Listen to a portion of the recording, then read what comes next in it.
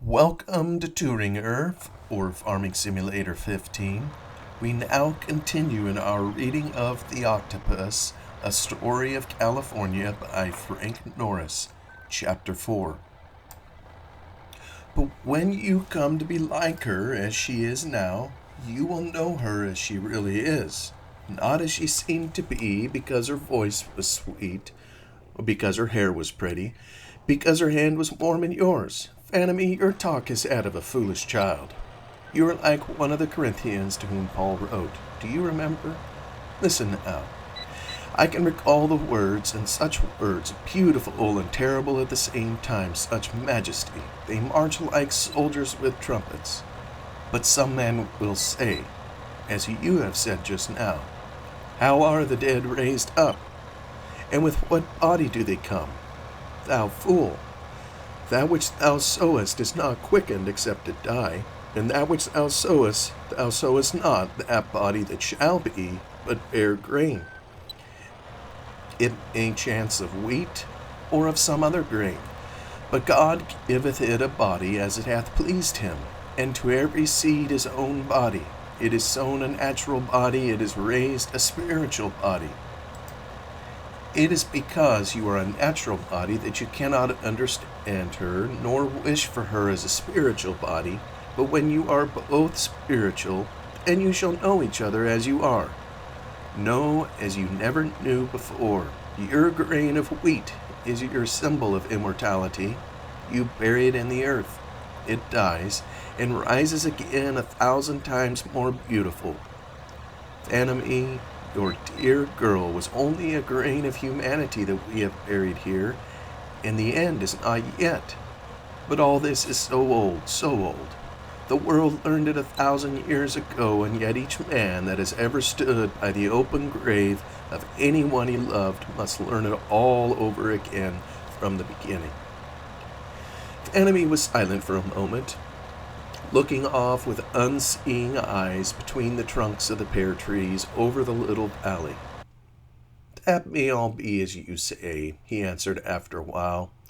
I have not learned it yet in any case. Now I only know that I love her. Oh, as if it all were yesterday, and that I'm suffering always. He leaned forward, his head supported on his clenched fists, the infinite sadness of his face deepening like a shadow, the tears brimming in his deep-set eyes. A question that he must ask, which involved the thing that was scarcely to be thought of, occurred to him at this moment. After hesitating for a long moment, he said, I have been away a long time, and I have had no news of this place since I left. Is there anything to tell, Father? Has any discovery been made, any suspicion developed as to the other? The priest shook his head. Not a word, not a whisper. It is a mystery. It always will be. The enemy clasped his head between his clenched fists, rocking himself to and fro. Oh, the terror of it, he murmured, the horror of it. And she, think of it, Saria, only 16, a little girl, so innocent that she never knew what wrong meant, pure as a little child is pure, who believed that all things were good, mature only in her love, and to be struck down like that, while your God looked down from heaven and would not take her part. All at once he seemed to lose control of himself. One of those furies of impotent grief and wrath that assailed him from time to time, blind, insensate, incoherent, suddenly took possession of him. A torrent of words issued from his lips, and he flung out an arm, the fist clenched, in a fierce, quick gesture, partly of despair, partly of defiance, partly of supplication. No, your God would not take her part. Where was God's mercy in that? Where was heaven's protection in that? Where was the loving kindness you preach about?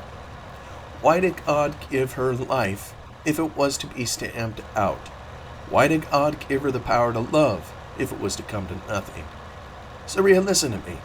Why did God make her so divinely pure if he permitted that abomination. Ha! He exclaimed bitterly, "Your God! Why, an Apache buck would have been more merciful. Your God! There is no God.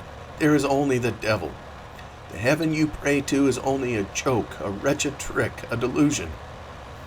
It is only hell that is real." Saria caught him by the arm.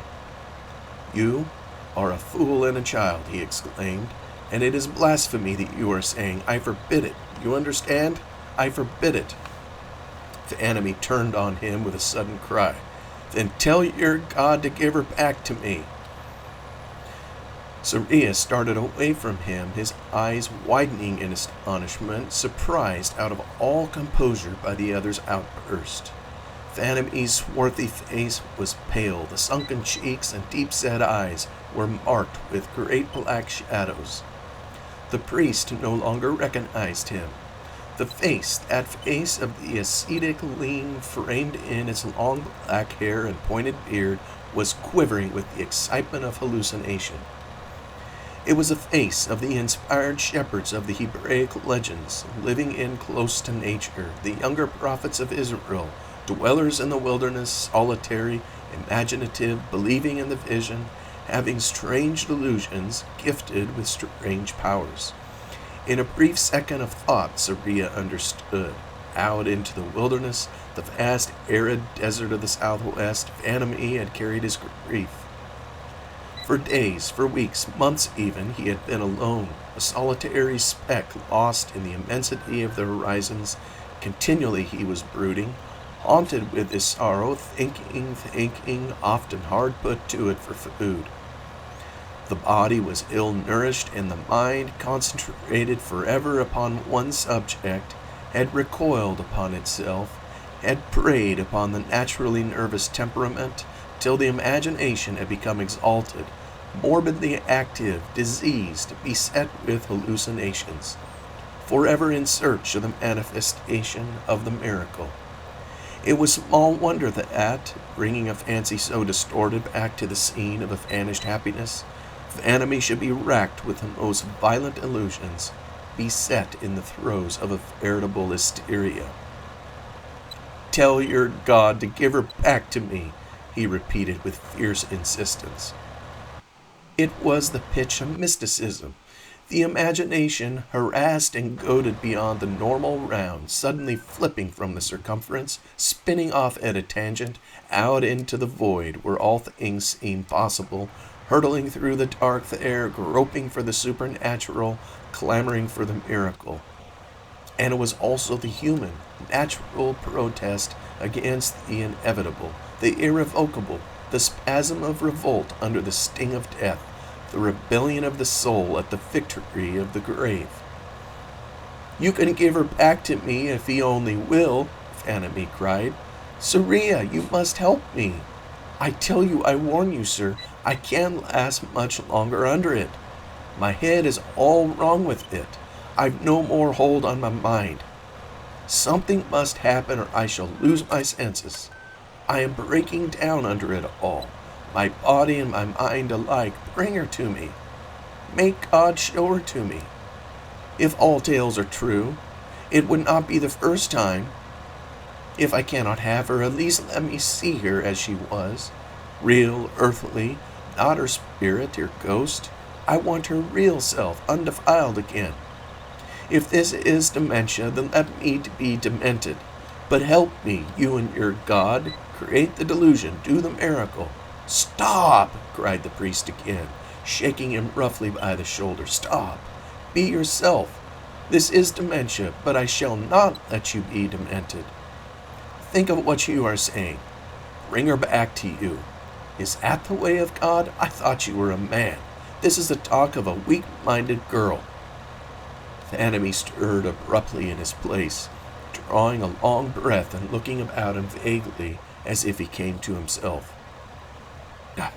"You are right," he muttered. "I hardly know what I am saying at times.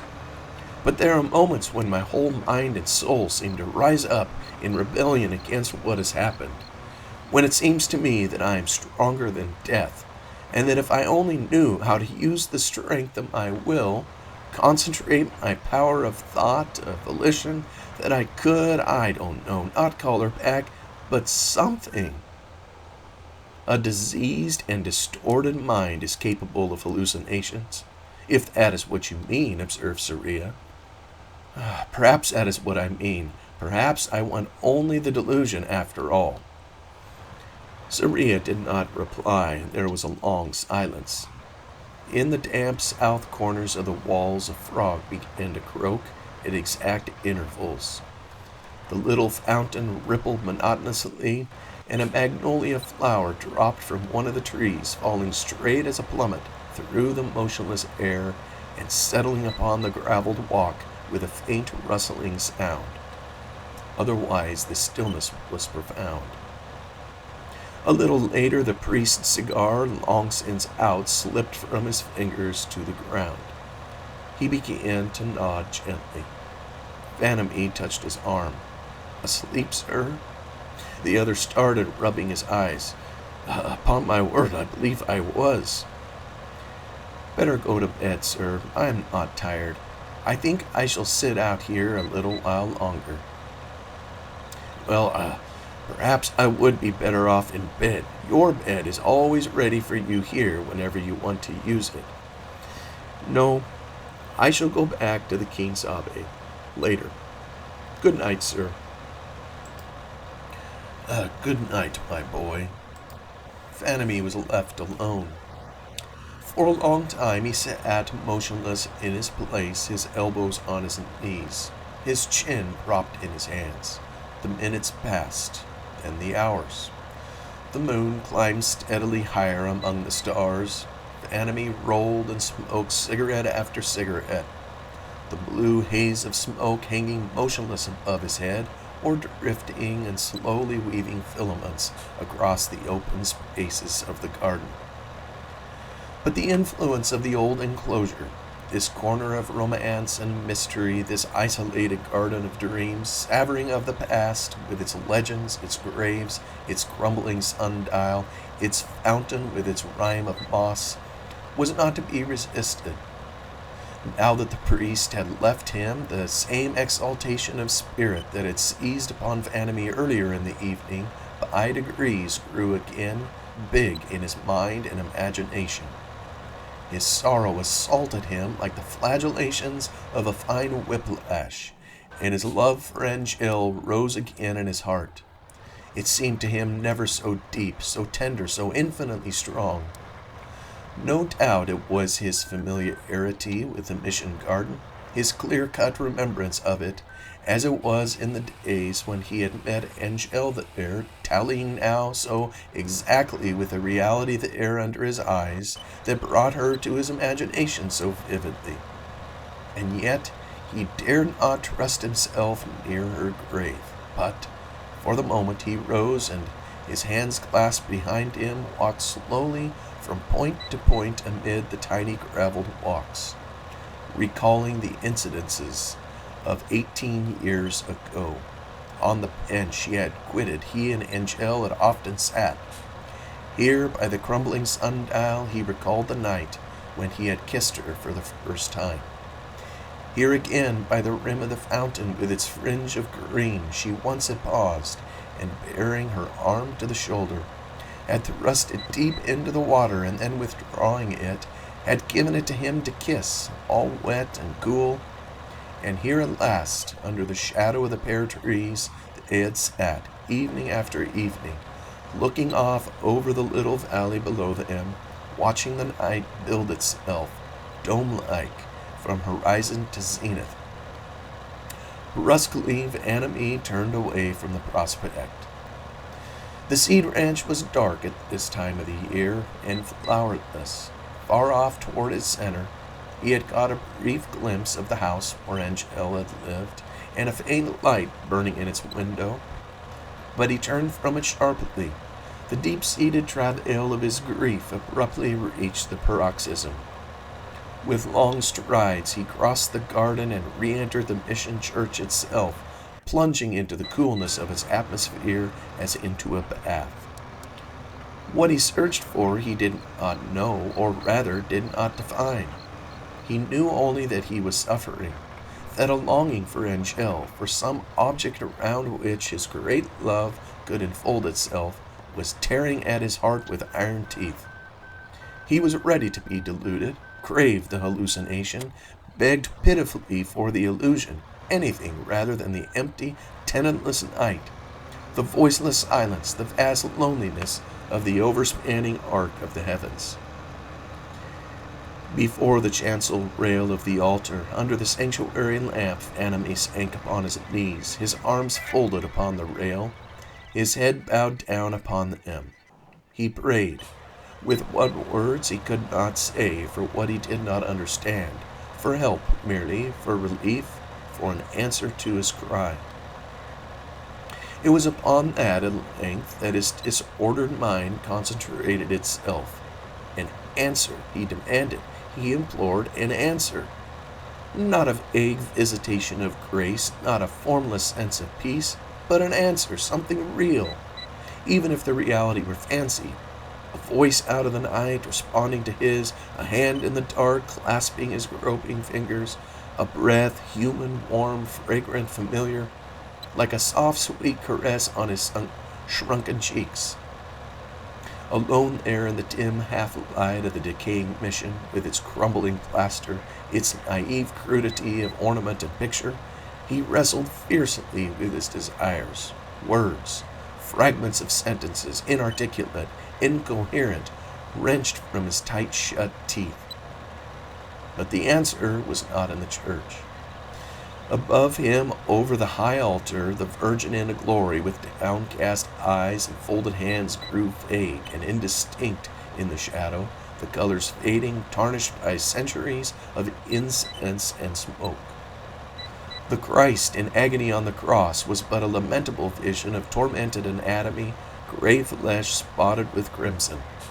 The St. John, the San Juan Bautista, patron saint of the mission, the gaunt figure in skins, 2 fingers upraised in the gesture of benediction, gazed stolidly out into the half-gloom under the ceiling, ignoring the human distress that beat itself in vain against the altar rail below, and Angel remained as before, only a memory, far distant, intangible, lost.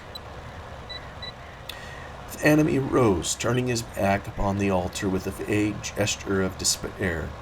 He crossed the church and, issuing from the low-arched door opposite the pulpit, once more stepped out into the garden. Here, at least, was reality.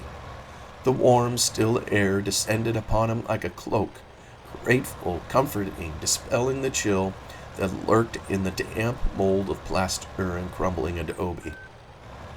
But now he found his way across the garden on the other side of the fountain, where, ranged against the eastern wall, were 9 graves. Here Angel was buried in the smallest grave of them all, marked by the little headstone with its 2 dates, only 16 years apart. To this spot at last he had returned, after the years spent in the desert, the wilderness, after all the wanderings of the long trail. Here, if ever, he must have a sense of her nearness. Close at hand, a short 4 feet under that mound of grass, was the form he had so often held in the embrace of his arms. The face, the very face he had kissed. That face with the hair of gold, making 3-cornered the round white forehead, the violet blue eyes, heavy-lidded, with their strange oriental slant upward toward the temples, the sweet full lips, almost Egyptian in their fullness, all that strange, perplexing, wonderful beauty, so troublous, so enchanting, so out of all accepted standards. He bent down, dropping upon one knee, a hand upon the headstone, and read again the inscription. Then instinctively his hand left the stone and rested upon the low mound of turf, touching it with the softness of a caress. And then, before he was aware of it, he was stretched at full length upon the earth, beside the grave, his arms about the low mound, his lips pressed against the grass with which it was covered. The pent-up grief of nearly 20 years rose again within his heart, and overflowed, irresistible, violent, passionate. There was no one to see, no one to hear. Vanity had no thought of restraint. He no longer wrestled with his pain, strove against it. There was even a sense of relief in permitting himself to be overcome. But the reaction from this outburst was equally violent. His revolt against the inevitable, his protest against the grave, shook him from head to foot, goaded him beyond all bounds of reason, hounded him on and into the domain of hysteria, dementia. Vanity was no longer master of himself, no longer knew what he was doing. At first he had been content with merely a wild, unreasoned cry to heaven that Angel should be restored to him. But the vast egotism that seems to run through all forms of disordered intelligence gave his fancy another turn. He forgot God. He no longer reckoned with heaven. He arrogated their powers to himself, struggled to be of his own unaided might, stronger than death, more powerful than the grave. He had demanded of Saria that God should restore Angel to him, but now he appealed directly to Angel herself. As he lay there, his arms clasped about her grave, she seemed so near to him that he fancied she must hear. And suddenly at this moment, his recollection of his strange, compelling power, the same power by which he had called Presley to him halfway across the Quinsabe ranch, the same power which had brought Saria to his side that very evening, recurred to him.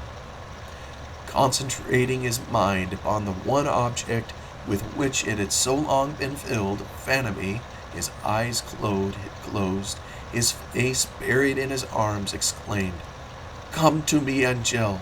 Don't you hear? Come to me!" But the answer was not in the grave.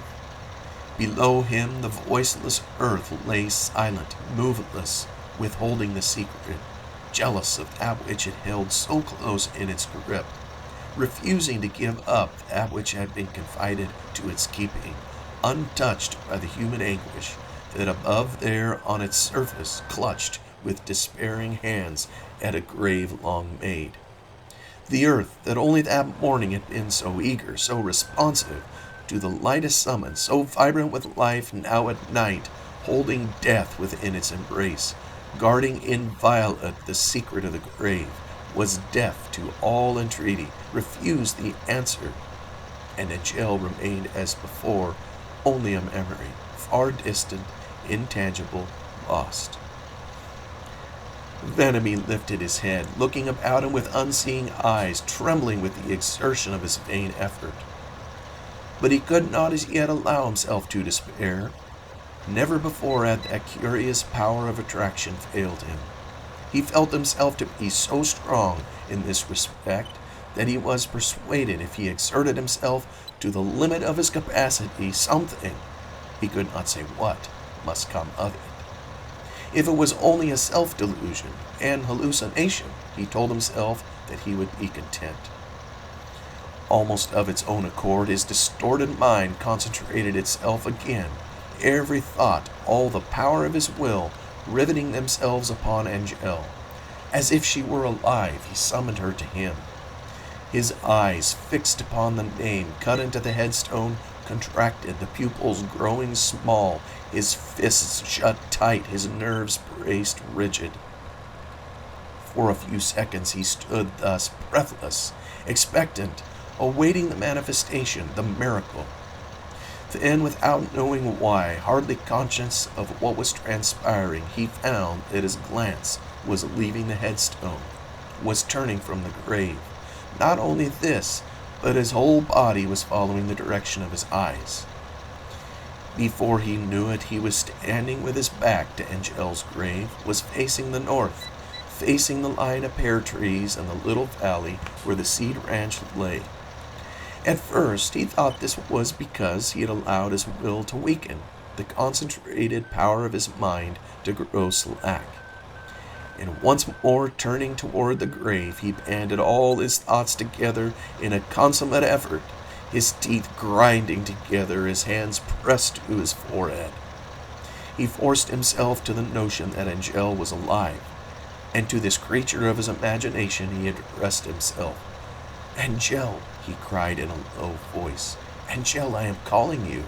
Do you hear? Come to me now, now." Instead of the answer he demanded, that inexplicable counter-influence cut across the current of his thought. Strive as he would against it, he must veer to the north, toward the pear trees. Obeying it, he turned, and still wondering, took a step in that direction. Then another, and another. The next moment he came abruptly to himself in the black shadow of the pear trees themselves, and opening his eyes, found himself looking off over the seed ranch toward the little house in the center where Angel had once lived. Perplexed, he returned to the grave, once more calling upon the resources of his will, and abruptly, so soon as these reached a certain point, the same cross-current set in. He could no longer keep his eyes upon the headstone, could no longer think of the grave and what it held. He must face the north. He must be drawn toward the pear trees, and there left standing in their shadow, looking out aimlessly over the seed ranch, wondering, bewildered. Farther than this, the influence never drew him, but up to this point, the line of pear trees, it was not to be resisted. For a time, the peculiarity of the affair was of more interest to Vanamee than even his own distress of spirit, and once or twice he repeated the attempt, almost experimentally, and invariably with the same result. So soon as he seemed to hold Angel in the grip of his mind, he was moved to turn about toward the north and hurry toward the pear trees on the crest of the hill that overlooked the little valley. But Vanamee's unhappiness was too keen this night for him to dwell long upon the vagaries of his mind. Submitting at length and abandoning the grave, he flung himself down in the black shade of the pear trees, his chin in his hands, and resigned himself finally and definitely to the inrush of recollection and the exquisite grief of an infinite regret. To his fancy she came to him again. He put himself back many years. He remembered the warm nights of July and August, profoundly still, the sky encrusted with stars, the little mission garden exhaling the mingled perfumes that all through the scorching day had been distilled under the steady blaze of a summer's sun. He saw himself as another person arriving at this, their rendezvous. All day long she had been in his mind. All day long he had looked forward to this quiet hour that belonged to her. It was dark. He could see nothing, but by and by he heard a step, a gentle rustle of the grass on the slope of the hill, pressed under an advancing foot. Then he saw the faint gleam of pallid gold of her hair, a barely visible glow in the starlight, and heard the murmur of her breath in the lapse of the overpassing breeze. And then, in the midst of the gentle perfumes of the garden, the perfumes of the magnolia flowers, of the mignonette borders, of the crumbling walls, there expanded a new odor, or the faint mingling of many odors, the smell of the roses that lingered in her hair, of the lilies that exhaled from her neck, of the heliotrope that disengaged itself from her hands and arms, and of the hyacinths with which her little feet were redolent. And then suddenly it was herself, her eyes heavy-lidded, violet blue, full of love for him, her sweet, full lips speaking his name, her hands clasping his hands, his shoulders, his neck, her whole dear body giving itself into his embrace, her lips against his, her hands holding his head, drawing his face down to hers. Vanamee, as he remembered all this, flung out an arm with a cry of pain, his eyes searching the gloom, all his mind in strenuous mutiny against the triumph of death. His glance shot swiftly out across the night, unconsciously following the direction from which Angel used to come to him. "Come to me now," he exclaimed under his breath, tense and rigid with the vast futile effort of his will. "Come to me now, don't you hear me, Angel? You must come." Suddenly Vanity returned to himself with the abruptness of a blow. His eyes opened. He half raised himself from the ground. Swiftly his scattered wits readjusted themselves. Never more sane, never more himself, he rose to his feet and stood looking off into the night across the seed branch. What was it? He murmured, bewildered. He looked around him from side to side as if to get in touch with reality once more. He looked at his hands, at the rough bark of the pear tree next which he stood, at the streaked and rain-eroded walls of the mission and garden. The exaltation of his mind calmed itself. The unnatural strain under which he labored slackened. He became thoroughly master of himself again, matter-of-fact, practical, keen. But just so sure as his hands were his own, just so sure as the bark of the pear tree was rough, the moldering adobe of the mission walls damp, just so sure had something occurred. It was vague, intangible, appealing only to some strange, nameless sixth sense, but nonetheless perceptible. His mind, his imagination, sent out from him across the night, across the little valley below him, speeding hither and thither through the dark, lost, confused, had suddenly paused, hovering, had found something. It had not returned to him empty-handed. It had come back, but now there was a change, mysterious, elusive. There were no words for this that had transpired, but for the moment, one thing only was certain. The night was no longer voiceless. The dark was no longer empty. Far off there, beyond the reach of vision, unlocalized, strange, a ripple had formed on the still black pool of the night. Had formed, flashed one instant to the stars, and swiftly faded again. The night shut down once more. There was no sound. Nothing stirred. For the moment, Vanity stood transfixed, struck rigid in his place, stupefied, his eyes staring, breathless with utter amazement.